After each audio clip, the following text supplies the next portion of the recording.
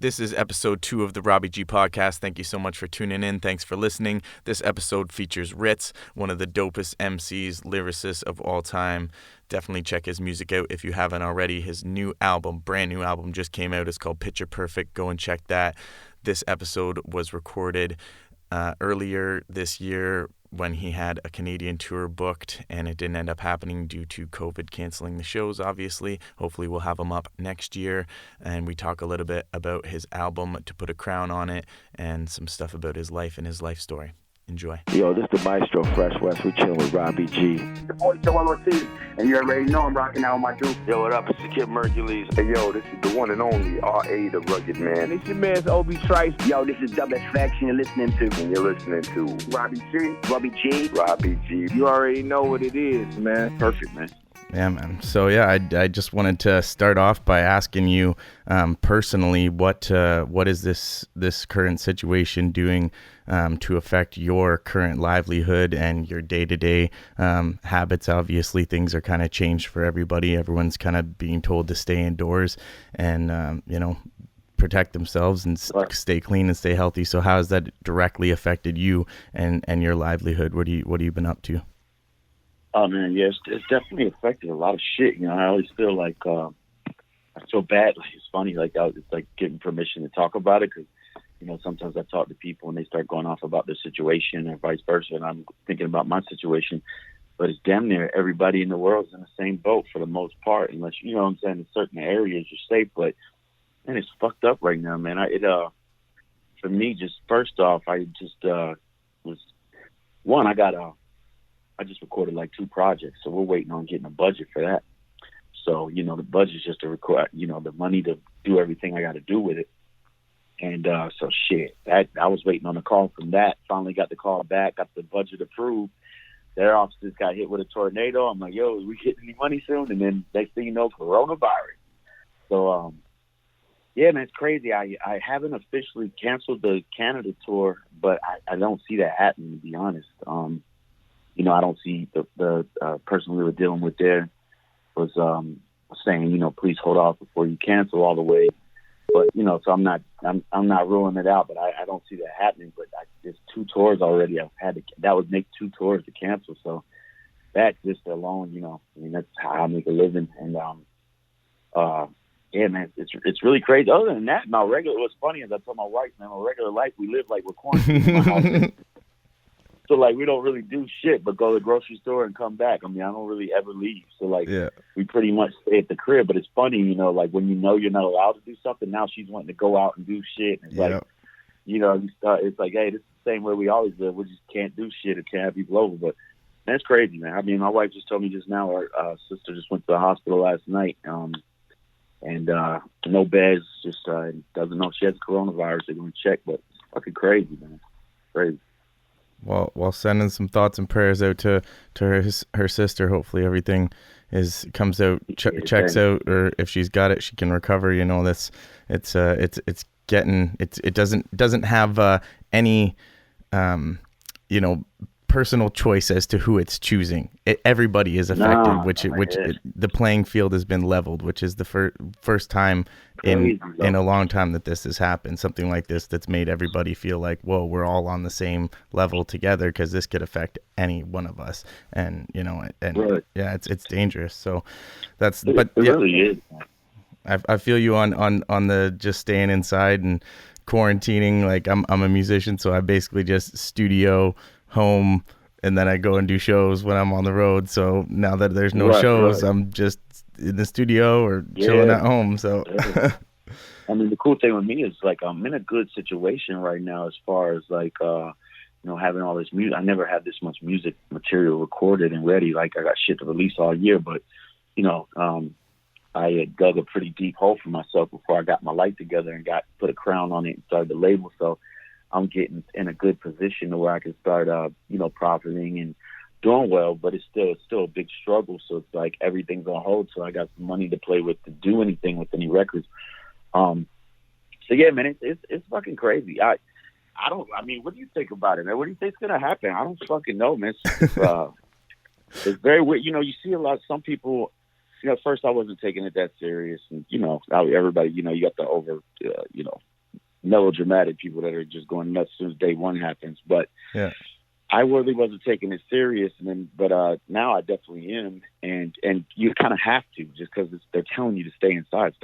But there's a lot of people that don't give a fuck. I see that as well too, man. It's crazy. Yeah, that's the scary thing is that's what's going to enforce the situation where martial law and all that kind of stuff happens, and more stricter rules become applied, because there are a lot of people who just don't really care, and it is a lot of people that are ignorant and just don't really want to check facts, and they're just like, oh, it's a government conspiracy, fuck it, it's let's go out, let's party, let's hang out and stuff. They really don't understand that this is a serious situation. You got to do something about it. Yeah. To be fair, like, if I was kind of a bad kid and a dumb fuck and rebellious. So, oh, yeah. Same. My goddaughter was, she had turned 20 the other day. They were all going out to Papados and celebrating. I was thinking, why the fuck are they going anywhere? But I was thinking, 20-year-old me be like, fuck the coronavirus. I'm smoking up you. Straight up. That's the attitude. But I really hope that, I don't know, man. I really just hope that something happens and this can go away. And everybody feels similar about the situation, but I really hope it's nothing we look back and be like, damn, that was the beginning of the end of a lot of fucking deaths and all this shit, man. It's just crazy. Scary. It's scary. It is scary. But yeah, I mean, myself personally, I think that we are going to get through it. It's something that we've got to deal with. It's not as intense as, what some of our grandparents and stuff had to go through going to war and stuff. We just got to stay home and chill out and keep ourselves clean, So let's get through it and we'll make it through another day. You were talking about the new album there a little bit and just, what's happening with that. So I do want to dive into it a little bit and just talk about the album itself, because it is incredible. Another great project by you. The rhyming's impeccable, and I feel like you definitely kind of stepped outside of your comfort zone on a few songs. You do like just a lot more melodic stuff and just really storytelling, right, about your life and what's going on. And I really appreciated the artistic merit that you put into the project, and I wanted to say thanks again for contributing another great project to this hip hop culture. What for yourself personally was your favorite or a couple of your favorite songs that you did on the project? I was just listening to it for the first time in a while yesterday, and there's a lot of different ones I like. One. So I'll get the Twin Lakes song out of the way. The Twin Lakes record where I'm singing on it, to me, just for my personal self, it's one of the best songs I've ever written, simply because not even like the just about the person, take all the shit away from it, just the staring in the mirror and the man I saw. Mm-hmm. I was like, man, that was a good job. Like, good job. Yeah. Johnny. Like, what I mean? That melody, I wrote that. What? Yeah, like I wrote that shit. So that's classic. But so I do love that, and I really like Asian fusion. I will say this with this album, it was and it's because of the times. It was weird for me because I got a deal when right at the end of CDs being out and the old way of shit, right? Mm-hmm. So and charting and trying, sound scan and things that aren't relevant anymore, that don't matter. Yeah. And so I was a big let's make an album guy. I was like wanting to make albums and like every album's got to grow, or every album's got to feel, or it's got to flow and do all these weird things. And I started, the more I kept making albums, especially as I was down, like with Strange, I had a 4-album contract. Mm-hmm. So the last album I did, I knew I wasn't getting any radio play from it because I know what it takes to do that. I knew that wasn't going to be, I knew what kind of push it was going to get, I just knew what was going to happen. So that album, I was like, man, I'm going to make that rap album I've always wanted to make. And I really worked hard in making the type of rap album I like. I don't know if it went over people's heads or timing or whatever. It's still my favorite album I've ever made. But this time, now that music's, getting consumed so fast, and since I did do that album and produced the hell out of it and had it running in and out, I'm happy I did that, but it's also like a new freedom that kind of brought me back before I got a deal. Now I'm just making records and putting dope ones together, mm-hmm. as opposed to, I just got a new mindset. And it was hard for me to get in that mindset because I'm such lyric attention guy, and songs got to flow peaks and valleys through the album, but people don't even listen to from the album from front to back anyway. You know what I mean? Nowadays. So it felt good that I got adjusted to that. And the project turned out great. So that was my main concern at first. Like, you know, how do I get out of that state of what the next Rittz album need to sound like? Doesn't mean shit. It's just 12 Rittz songs. You know what I mean? Not to speak of myself in third person, because I hate fucking people do that. But you know, it was I don't know, man. It's refreshing, dude. And I just after the good, I got a great reception from it. That's what I was worried about, the reception. Like, okay, I got a new label. It's my own shit. I know sales are sales. I know what kind of money you put into it. It kind of sometimes means what you get out of it. I didn't have a lot of money. So, you know, I didn't know what to expect, man. But my goal is, as long as it's the people that like my music, oh, man, this is dope. Okay, cool. And, man, once that happened, it just gave me, like, okay, now I can go back. Shit, I recorded this last album in the crib with the same equipment, same engineer. But just more, it's almost back to when I was in my parents' basement making music again, as opposed to being this artist and putting out albums. It's kind of cool, man. I'm just from a different era, so I'm just not used to this make a song, put it out, make songs, put it out shit. You know, it's all about the album, put out an album every year type shit. But it's good, man. It took me into that new way of making shit and doing it, still keeping the integrity of how I like the music. So it's good, man. I'm really happy, and Put a Crown on It was a great way to bust open the door for the CNT shit. Yeah, no, it's an incredible project, and it definitely does feel like you got some of that, like the pressure of being an industry artist and in that industry, and having to do a certain style of music or fit into a box that they're telling you is what is hot right now. Like, you don't have to do that. You can remove that, go back to the roots, like you said, like you're making tracks in the basement, and just do you, and not have that pressure, and that's when it really produces some gold. And I feel like that, especially on that track, the Twin Lakes record, where you really talk about, you know, your personal struggles and stuff, which is something I wanted to touch on a little bit, if you're able to. I know it's a really tough subject to talk about. Yeah, I'm wide open, man. It's all good. This, you know, I know a lot of people are dealing with some hard times right now, especially with what's going on. And, you know, you were honest enough and open enough to talk about your personal situation on the album, how you were going through hard times, and even to the point where you were talking about, not just on that song, but on another one as well, about suicide and having suicidal thoughts. You know, and I just wanted to see if you would be able to talk about what that was like going through those times. I know that's something really personal. If you'd be able to share that with people right now who are dealing with it.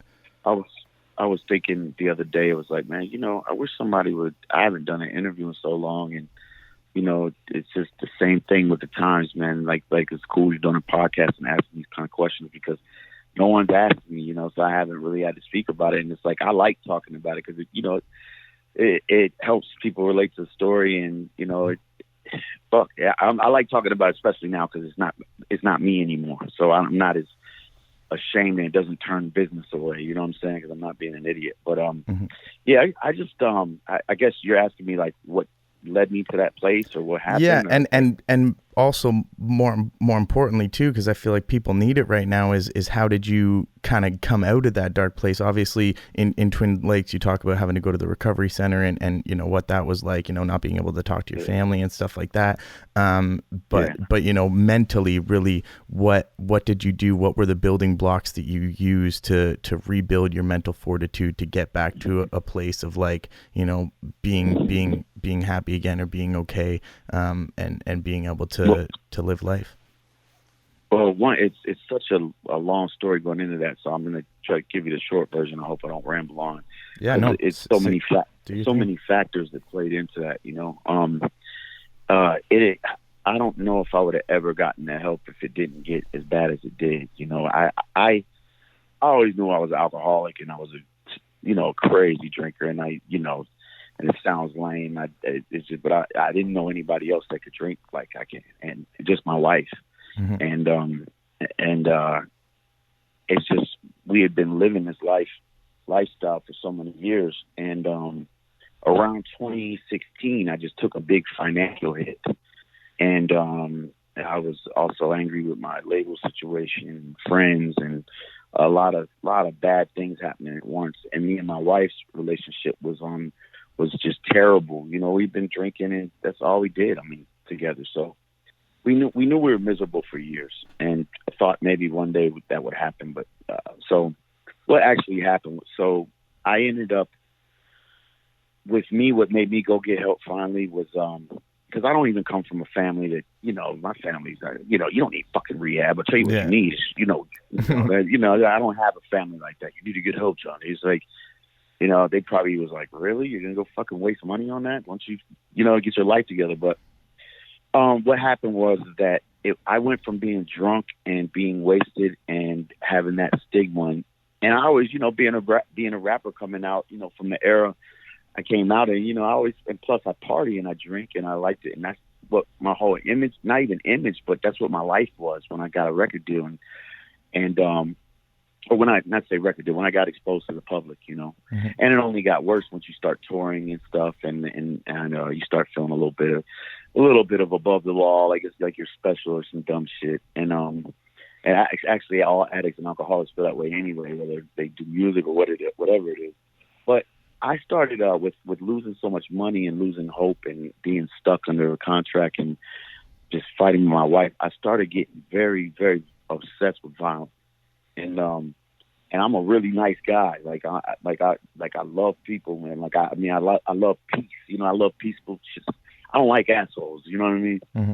And you know, it turned out, you know, you had a couple of those nights where like, damn, man, you tripped out last night. You got to apologize to people. So you do that for a couple of years, you know, you want to tell people like, hey, if you do that more than like 10 times, you might want to fucking think about stopping because it's going to get worse. So I just got to that point where I just, you know, started wanting to kill somebody or kill myself, kill somebody and get myself killed.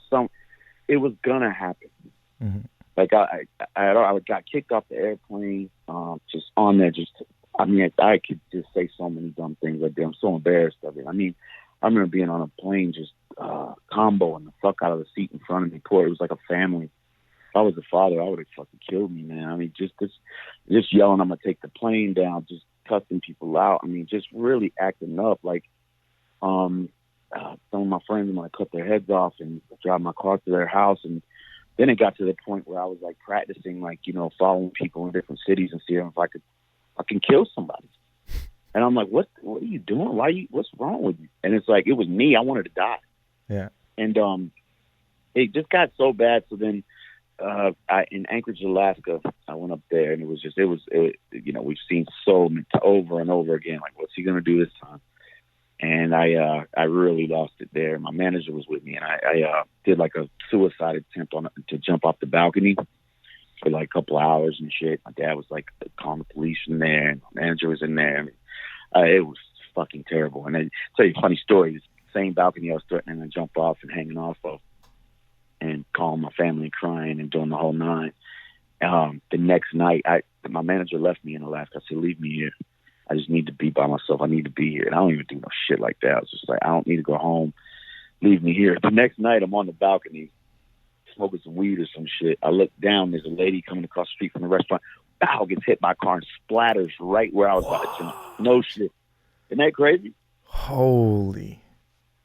So I got to see the next night how the body would look in the exact place I was going to jump. It was unreal, man. It was weird. That's spooky. I mean, she got hit by a car, but it was around the same vicinity, right underneath me. It's like, you know, so anyway, that Alaska shit, I was like, this is it. I'm changing. Leave me here.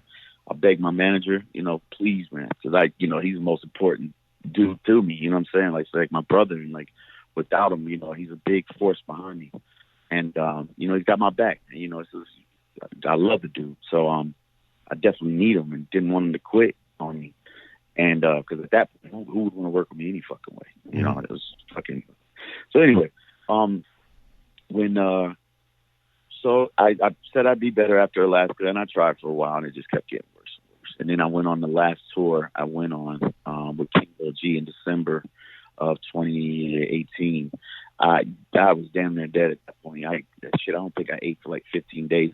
Everything I drank, I just drank liquor and just kept filling it up. And so my manager gave me an ultimatum basically. And but I knew that the bad thing is my wife's my drinking partner at home, so I could quit all I want and be a super cool rapper guy. But at the end of the day, if home isn't right, none of it's right. Mm-hmm. So basically, I just had to tell my wife, and I'm closing up this story right now, but basically that was my main concern about my wife is like if we don't, and this is a real marriage. I don't call it the same thing. Like I was just raised a certain way. A lot of people in my family don't get divorced. I mean, that's just not normal in my situation. So I knew that we couldn't be together if one did one did the other. I knew we couldn't quit on our own because I'd have to drag her and be the stronger one. I needed to just get away and see what she did. And I told her if she didn't quit, we're gonna have to get a divorce. I mean, and it wasn't even like that calm. We were crying together. Just it was terrible. So when I went into rehab, the main thing was that I realized that nothing mattered to me. Of course, my family and friends, I love them, but not music, not internet. I thought of my wife 150%. I realized once again, like how much I loved her. So I could only see her on the weekends. So I didn't know how she was doing, if she was still drinking. And she proved it. She proved it to me that she could do it for me. She fucking did it on her own at home. So once I knew I had that as a team, that just let me know, all right, now it's really going down. She's going to stay in this fight with me, and I'm going to fight this shit. We're going to do this. And we've just been doing it ever since, man, and maintaining. I mean, I got a crazy routine. I will say, man, a lot of people say it feels great. It does feel great, but it sucks, man. It sucks. I love to drink, and every day is a struggle, but it really does, and I love it. But I can't do it no more. It is what it is. But we've been doing great, and we worked through it, man. I just, luckily, I almost took it to where I couldn't come back from it. But put a crown on it, came out. I still had fans that fuck with me. I didn't have any money. You know what I'm saying? I was already in debt and all my credit cards got canceled when I got out because I hadn't paid them. They had like $20,000-$30,000 balances on dumb shit. Like, I was just fucked, man. So, it's a lot of rebuilding, man, but I'm blessed to be able to do it. And thank God that I'm at a point in my life where I'm really honest with myself. Because I think about getting sober, and it's the main thing I would say to anybody that struggles with anything. I saw a lot of people in rehab and just on a day-to-day basis. When you talk to people, a lot of people say they're going to do this and do that. And deep down inside, if you in other words, like I just joined the gym, right? I ain't been in the gym yet. I know how I am, and I know how I was when I signed to that gym. But it's like self-honesty is very important. Yeah. Because if you're going to go back and drink again. Like you don't at the time. You can get in rehab and jump on the train for a minute, but you got to really, really, really be honest with yourself. Are you really going to do this? Are you ready? And to me, it took death or, murder or dying. Like it was the worst case scenario. So that's about it. And sorry to ramble, but that's basically what it was.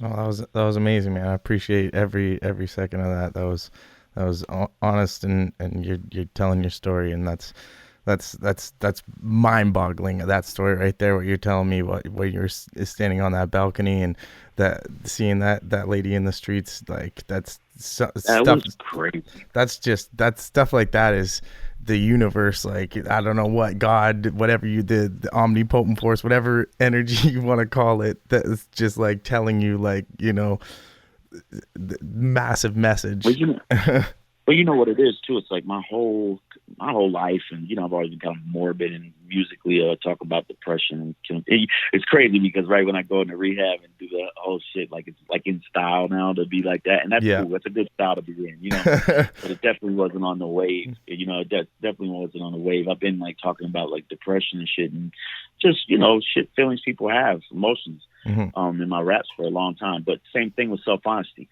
I didn't want to live. People are like, man, I want to kill my fucking self. But when it got to the balcony thing, I was shocked. I was like, wow, I think I want to really do this. And then just this whole thing, I was just obsessed with fucking killing someone, and I wanted to kill someone and I guess suicide by coppers. I didn't know, man. It was dark, man. It was dark. Mm-hmm. It was dark, but I lost some. I was just in such a hole, and then when I knew I was going to rehab, if I drank enough already, Jesus Christ, I started drinking bottles for breakfast. I knew it was the end, man. When I went into rehab, I think I fucking chugged. I had been up on meds for like 4 days, and then I probably chugged a whole bottle of Bullet before I walked in the door, and then I'd been drinking, bottles and bottles and bottles for days. And it was it's crazy, man. Crazy shit. That's like the day before we all find out we got to be quarantined. We're like, we gotta go do shit. We gotta get outside. Right.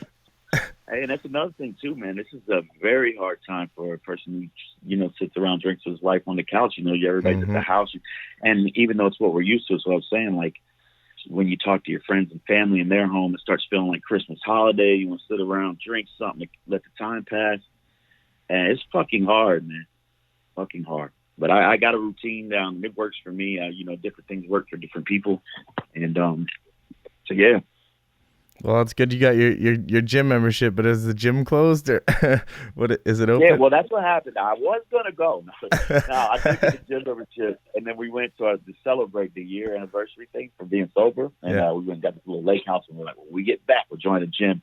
We literally got back right when the quarantine, like, when they did the 2-week thing, the 15-day proposal, at least of what they did here in the States. But so it was like, kind of relief. Well, I guess we don't have to start the gym. Guess what? We'll do that when this whole what's it called? Corona goes away.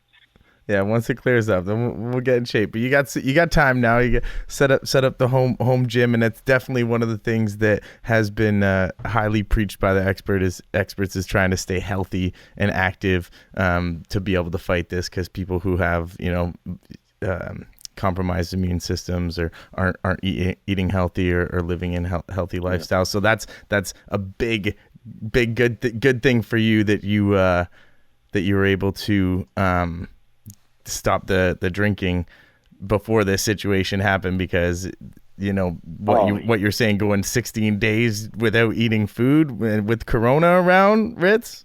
I mean, look I out. was eating, but like I would just eat, and it just couldn't stay down. I think it wasn't even staying down like on some, like, I don't really drink and get sick like that. It was staying out, like my body just wasn't accepting any more things, and I think I was, man, it was bad, man. It was. I'll put it this way: I wouldn't be here right now for sure. Yeah, man, I was ready to do something very epic in a bad way. You know what I mean? Well, it was, happy that you did not. Good. Happy that you did not. At the end, at the end of the day, man, all of us go through these different emotions. Some people are stronger than others, of course, have different types of feelings and share their feelings different. But, a lot of it, man, fuck those. When you realize, man, you weren't that fucking sad. You're just fucking drunk all the goddamn time. No wonder. You can't live like that, man. It makes you sad. Yeah. Yeah, it is it's a depressant. Bad existence.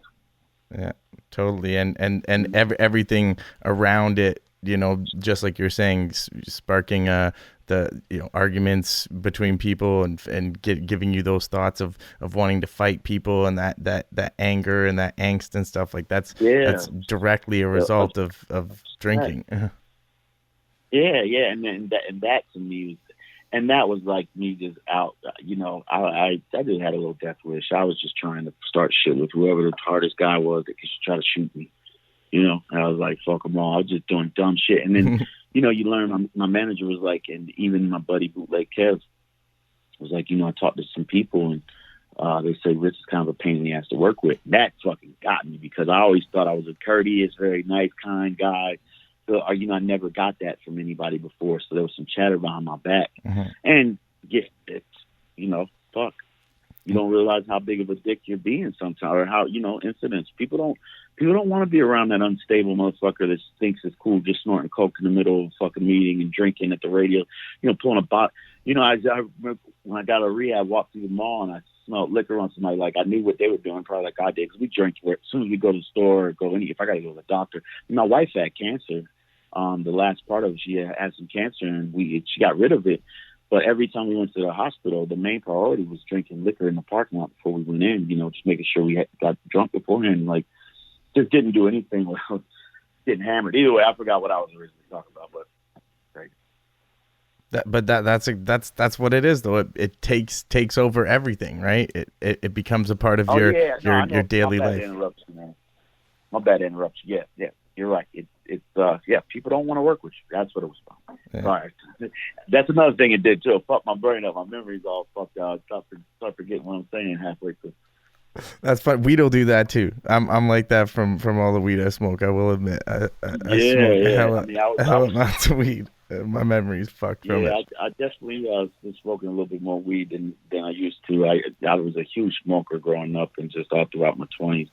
So yeah, I definitely had those effects from that. But I think I got some real fucking definite alcohol damage. This is damage, but good thing I cut it off. You know what I mean? For sure. But just to let you know, when we had that show in Guelph, I don't know where it was in your transition of going through your phase, but you were a pleasure to deal with for that show. You treated everybody with a ton of respect. All the fans that came out had a great time, and I heard nothing but amazing things from everybody who attended the show. So at that point, at least from us seeing you guys working, and just the team, your whole team, your whole crew, everybody that you roll with, everybody was super cool and just on point. So yeah, man, definitely, and that's good now to hear that you're on that same tip, because yeah, it does definitely affect things in the future. Like you said, nobody wants to work with that guy that's fucking around, right? And I mean that same tour, my manager always tells me not to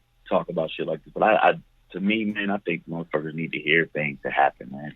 I think people don't ask enough, like cool shit, like shit that happens for real. Like, on that Canada tour, I took out my friends, which is never a good idea, by the way. Took out my homeboy to drive. My buddy drove, and another friend of mine played the tour manager role. Well, they don't necessarily enjoy each other's company. So, and I do that previously and talk to them both, whatever. But so me and my DJ, he's my, he can drink like me. Me and him are getting hammered all night. I'm just, snorting powder. It's like 7 a.m. and I'm like, well, I'm about to talk to these guys. I'm about to get them in the room and talk to them. And that shit, I'm probably 2 bottles of Crown in and on whatever. Here I'm trying to tell them how to act and do all this. And then I go outside. I get in a fight with my DJ. We get in a fight, get in the van, tear up the van. He rips my strings chain off my neck. I thought we was going to be able to fight, but soon it was like a slow motion old grandpa fight. Thank God it wasn't on camera because I was falling and shit. And so we took him. So I was like, I'm done. Took him to the airport. I was like, you get the fuck out of my bed. Like, I mean, this is my boy. Like, and I don't do, so yeah, they wouldn't let him fly. He was too drunk. So then the next night we ended up getting back and hugged it out. But yeah, it was just little things like that were starting to happen way too often. That's a crazy story. That's funny though. They wouldn't let him fly because he's too drunk. Well, that too. And then you see us in whatever city we're in. It looks like everything's all good. It's like, nah, we just was fighting. Everybody in here is mad at each other. It's fucking, it's a bad situation. Which most people know that. But sometimes when you're a fan of somebody, you just think about the music and that's them. You don't realize that it's a lot going on. A lot going on all the time, and I appreciate that you're sharing that stuff, because yeah, people do need to know the real. They do need to know what's going on, and it's so hard as an artist, especially when you're on the road. You're away from your family, you're away from the people that matter the most to you a lot of the times, and you're in a different city every night. You're not getting much sleep. You're not eating right. It's a really stressful situation already as it is. And then you put in the fact that you're dealing with people arguing with each other. Some shows, certain situations don't happen. A promoter fucks around or something. Like, it's just so much. I tell you what, it's even worse. And this is just some, just hopefully there's some artists that are listening, they're musicians and anybody with a dream to do something. I achieved my life dream and got it. It was a rapper for a living, and it started making money to see what it feels like to at least see what my, I wasn't no millionaire, nothing like that at all. But I mean, just having money in the bank, like shit that you ain't never seen before, and just and after fuck that off, if I'm doing with that tour in Canada, just to use that for an example, probably.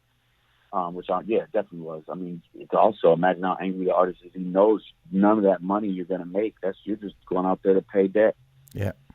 So you're not really making money. It's just fucking just angry.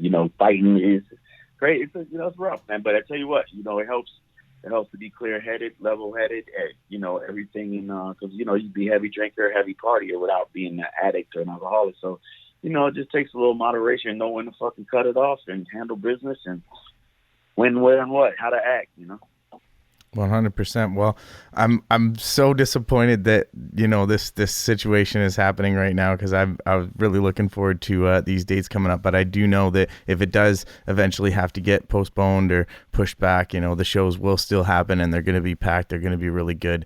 The response already was looking awesome. I can't wait to get up there, dude. Yeah, it's definitely not canceled yet.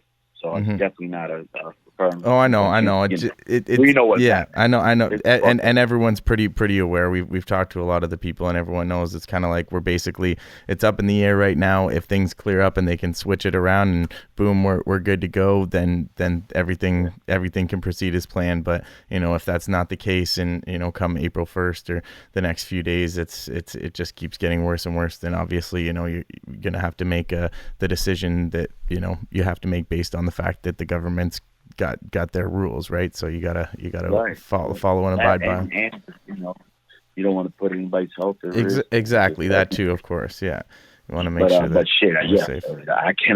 I can't afford to cancel shit. So hey, I'm taking anything. Plus, I want to do it, man. I want to get out there, and I want to come back to Canada. So it sucks, but same thing. I go talk to my DJ Chris Prices about it, and we start going, oh man, everybody has those moments where it's like they feel affected, and everyone's affected.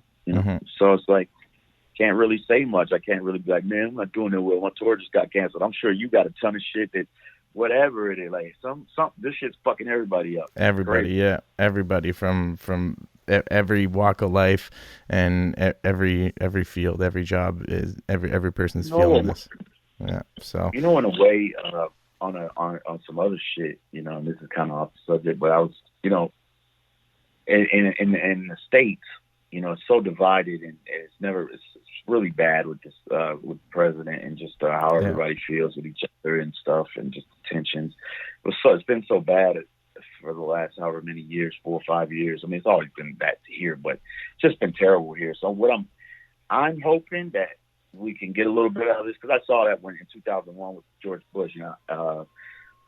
I didn't like George Bush, but when there's a war and you got to wait on TV for the president to speak, he is the fucking president. You got to wait, right? So, and see what the fuck is going on. So I'm hoping that, I don't know, maybe this will make us all feel like, it's nice to level the playing field a little bit, make us be like, yo, man, we're off, and I don't give a fuck. In other words, like, if I don't like Trump, you get, that's cool. That doesn't mean I'm gonna fucking cough on you if I got corona. I want to, what I'm saying? We're all good people. In other words, maybe it'll help bring us together a little bit more. That's what I'm hoping. But it could very well do the opposite as well. So right, it doesn't hurt to have hope. I think it's beautiful to have hope, 100%. And I think that the more people that have the hope and spread that message and keep telling other people to be hopeful and be optimistic, the more that it's going to be that way. You know what I mean? It's just how our brains work. It's natural. It's like the law of attraction, if you want to call it, whatever you want to call it. The more that you think about, the more it actually starts happening in front of you. So please, people, don't fall apart. Don't feel like everything's gonna end and we're gonna be killing each other in the streets and we're gonna be fighting and divided, because just like you said, something like this can bring us together and can make us realize that we're all in it together. We're all the we're the ants in the world. We're the workers. We're the ants. We're not on the podium when the emergency happens. Whether you like that person, whether you dislike that person, not even that person, just I don't know. This country got so weird with the fucking Democrat-Republican thing. So bad. And, it's just like, man, I can't just judge a person based on their politics views. I can't. So, you might be able to do that for some people. Don't get me wrong. There's definitely stereotypes for everything that fit. But, at the end of the day, man, it doesn't matter who's in there. Nobody knows what the fuck's going on with this fucking thing. So, as a people, we have to fucking have each other's back and, stop worrying about who's repping for what side. It's some dumbass shit, man. Yeah. Stop the blame game. So hopefully, I don't know, maybe that'll happen. I don't know. Maybe that'll feel good. I know it happened in 2001, but that was a little different. But, hopefully something like that happens. But yeah, man, it's Right. crazy, man. What Yeah, was so it's, what was that like? go ahead. What was that like in 2001? Because I mean, I'm Canadian. I don't get a chance to get down there into the States because I fucked up when I was young and did some dumb shit, so I can't get into the States. But what was that like during that time when the towers fell and like there was there was so much pride in the country and everybody came together. There was American flags everywhere all the time. It was like what was that energy like? It was crazy, man. How old are you? I'm 31. Okay, so I mean, how old were you then? I was in high school when that happened. Okay, so yeah, so you saw. I mean, even though it's not. I mean, you're in Canada, but you weren't like fucking. Yeah, I saw on the news like all the flags and stuff like that. But like just for you on the ground, like what was that like? Yeah, I thought to me, man. I think I don't know. I never thought I'd see anything like that. I was always like worried, from growing up in the 80s, like, they were going to start to draft up again and all that shit. There'd be a war. And then it got to the point that, everybody got so relaxed, like, the 90s are so chill and like there was shit going on, obviously. But, I'm not going to get into the politics part of it. But as a whole, you didn't feel like any, you're going to war with anybody. America was in a good place, just our allies. Everything was just chill. Mm-hmm. So you didn't really think you were going to get to see a war. Thought that was something that your parents saw or something. So now I'm kind of realizing, like, dude, you were in your I was 21 when it happened. So from 21 basically till, now that I was like, man, that war played a bigger part in your life than, well, which it did mine anyway, because I was a little obsessed with it. But it plays a little part, man, when you're in your 20s, because a lot of shit happens in your 20s and 30s, and it kind of really shape everything else, I think, in my opinion. And I don't know, man. It was to me, it was fucking scary, but it did feel like we had some power and that we all had, it did feel good just to, feel like we were all in something together. Not feeling good like, let's go get them, you know what I mean? Mm-hmm. But like, maybe even the fear in the air, it's like when, like seeing like an alien movie and everybody just, kind of like, but it was fucked up. It was definitely scary. I guess it just depends where you were and what you saw. My wife's like 3 years younger than me, but her family didn't give a fuck. They didn't really watch the news. Didn't really, see what it was about. I couldn't even imagine that mentality and not knowing. But so I imagine there's a lot of people in the world like that. But I was crazy. I was doing a lot of speed at that time. I think I stayed up doing meth. I watched the war live from like 03 to 05, just the best. Like I fucking sit in my basement and play fucking like Arab music, and just like sit there and like just I was out of my mind, fucking dumbass. but yeah, so hey, it led to it. Everything changed. It got real political, right? But that first time when it happened, and you got to hear from the president the first time. As soon as we did the Iraq shit, we're like, just went left, and now it's on some other shit. But it was crazy, man. Hopefully. It's just crazy. That's this feeling of this corona shit. The only thing I can relate it to is that feeling. And it's a bad feeling, except this one's like there's no one to fight. There's nothing even. This is fucked up. Right? It is like a fight. It's funny that you're talking about aliens because me and my friends used to joke when we were younger about like, the world's so fucked up. Everybody hates each other. There's always racism. Everybody fighting. It's just like we were just like, man, it would be good if aliens came to fight the world, because then everyone in the world would be like, hey, we gotta fight together to fight these aliens. We gotta band together. We're all getting fucked up by these aliens, right? And that's literally what's happening right now. This coronavirus is like aliens that have shown up on this planet, and they're fucking killing people and taking over people's lives, and we all have to band together to fight this alien, this virus. And that's what I think. As I don't know how it's gonna go. I think maybe as more people get it, every day you're seeing like different people that have it and different people that went and got shot. I think it was Slim Thug was on World Star today, a rapper from Houston. I don't know if you're familiar with him. Oh yeah, of course. Was talking about he got the coronavirus. I think shit. Hopefully, like I said, it could either go one way or the other. But hopefully, once everybody realizes it's common, we can all have a little bit of my vocabulary's bad, but a little pity for each other and a little, you know what I mean, and stay in it together. I hope it's not like. Because sometimes lately I've been getting the feeling like I got the feeling when I go to the store. Fuck, before I did this, I was like, man, I gotta go to fucking Walmart today because I got a video.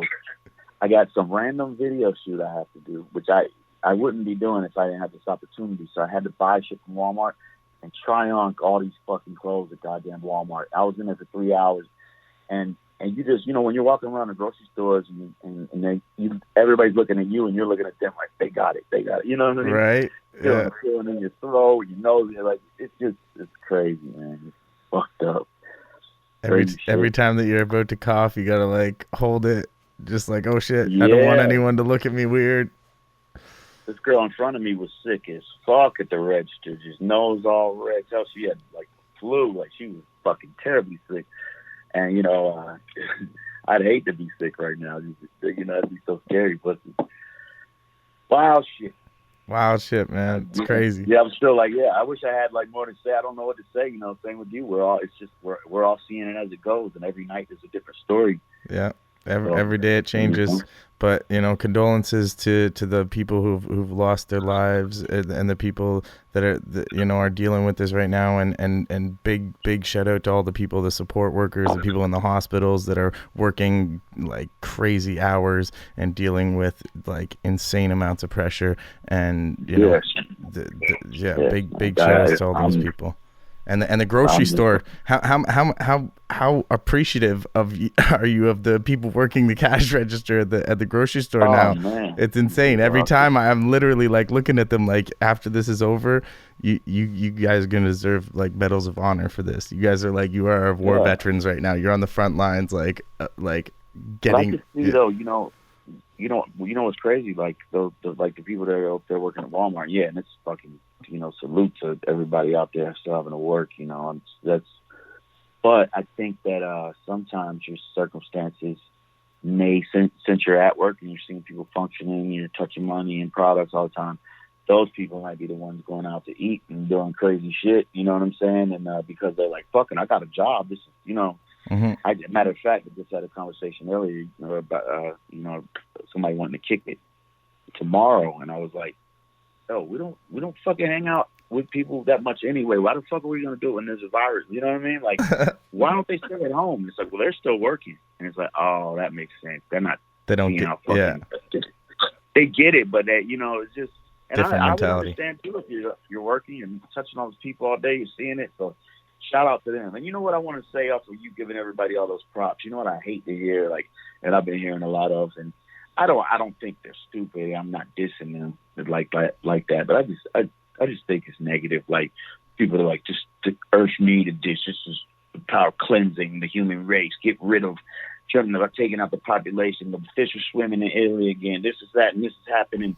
Blah blah. It's like, man, nothing there, man. There's nothing. No, you don't want death on anybody, man. Yeah, it's all good until it's you in a fucking casket. Totally. Fucking. It's a very stupid thing to say to me, but I don't think the people that say it are stupid. I just think it's a stupid thing to say. They just don't. They're not affected. They're not affected yet, and until it really starts knocking on their front doors, it's not. They're not going to change that mentality. It's a sad situation, but that's just how it is. Is people until they are affected. Yeah, it's like a negative way to be, and I get it. A lot of people quit. We're human beings. We're supposed to use our brains to question things. Maybe this is how it happens. Maybe this time for population control. Maybe this, and it's like, but maybe we don't want to speak that into it. Like, maybe let's get some hope. Like, fuck off. Mm-hmm. There is a definite reset button happening right now, though. Everyone who's ooh, it's Mother Nature. I don't know about that. Yeah, you know what's fucked up? You're probably one of those guys and shit. It's like, man, we need this now. Fuck this. I fuck no, man. I'm a fucking musician. Everything's on pause for me right now, bro. I was having a hard time with this for the first few days, like seeing everything just cancel. This all my friends losing out on their tours. Everybody being like, what the fuck are we gonna do? Myself, I have a business that's predicated on live events. Everything is falling apart. So yeah, no, it was bad for me, man. I'm not like yes. Let's hope for that. But yeah, I mean, fuck it. Like, yeah, it's why brutal. I gave the precursor out. You never know who feels like what, about things. But if it's something that's meant to be, that's supposed to wipe people out from a higher power, whatever the scenario is, it's something that this is supposed to happen. That people would say it's just fucked up thing to promote. Let's hope it does. Let's hope that's not the case. Let's end this shit. Figure out how to get to it and get rid of this motherfucking thing. Yes. Stick together. Stay clean. Stay healthy. Wash your hands. We'll get a vaccine soon enough, and you know we'll get through it for sure. Yeah, man. Yeah. That's what's up. Washing hands. Wash your hands. Wash your damn hands, people. It's not that hard. Yeah. We don't have to be out there on the streets with guns in our hands, killing each other and causing issues here with the world. Let's take peace, love, and we'll be all right. We'll get through this. We'll make it to the other side. I appreciate you so much, man, for everything, for having this conversation, for being open and honest, and you know, talking about the real. You know, you gave the people the real. Shit I like. This is the type of shit I like, man. To me, no one does. I mean, I guess maybe I don't watch a lot of podcasts. Maybe there are a lot of this going on, but you do a great job, man. So keep doing your fucking thing, because Thank you. I think people need to hear questions and you know, things don't have to be danced around. You just talk, you know, and go from there, man. So yeah, I really appreciate this, man. It was good. Awesome. Well, thank you. I appreciate it same ways, and appreciate the props 100, man, from you. That means a lot. I'm gonna keep doing my thing, and you know, try and spread some positivity in this crazy time right now. I think conversations like this are really, really essential, especially ones that can shed some light on, you know, like what you were going through in this story, and you know, going through hard times and be able to get out of it on the other side and seeing the bright side, because that's what we need right now in society. So thank you so much once again, brother. You gave it all on this one. We did almost an hour here long of a podcast, which is incredible. So thank you so much. Dope. Thank you. I talked too goddamn much. It takes too long to answer. No, it was perfect, man. I set it up. I'm just tossing the alley-oop up, and you grab it and you slam dunked it, man. You killed it. Man, you killed it, man. I appreciate it, dog, man. I wish you the best of luck, man. And yeah, hopefully I'll be seeing you guys soon, man. See what happens. For sure, man. I'm looking forward to it, and also wanted to shout out to dope collab with the homie Snack the Ripper on that last video and the song that you guys put together, because that was fire. So wanted to let you know on that. That was huge. Snack's a fucking wild man. Yeah, man. He's the homie. Oh yeah. I just on that note, man. I got a new record coming with a couple of fucking Canadian homies on it. That's all I'm gonna say. That's what I've been hearing. I know C-Lance he keeps on teasing about this stuff that's popping. Yeah, that's right. C-Lance hit me up and was like, "Can I post about this shit?" Yeah. He's a fucking man. Good dude. Word up. One of the best. Well, thank you so much again for doing this interview and talking and being open. And you know, we'll connect when you get up here to Canada, when that does happen. And you know, keep doing your thing, keep releasing solid music. And to everyone listening out there, you know, now that artists can't tour as much as they can, stream the fuck out of the music. Go on Spotify, iTunes, wherever you can play it a bunch. Order the CDs, order the merch, cop the shit. I know you were posting pics of your wife in the hoodie on Instagram the other day. Go cop that Rittz hoodie and keep it going. RitzMerch.com, Rittz Music. Support the music, support the artist. Stream away. Stream. All right, brother. And new music coming soon. I'm sitting on 2 new projects, so it's going down. Last album put a crown on it. 2 new projects. I'm gonna release the title of the album pretty soon, so stay on the lookout. Definitely, like I said, I got some Canadian homies on there too. Awesome. Much respect. With them too. Yeah, dog. Fire. Looking forward to it. All right, man. Well, cool.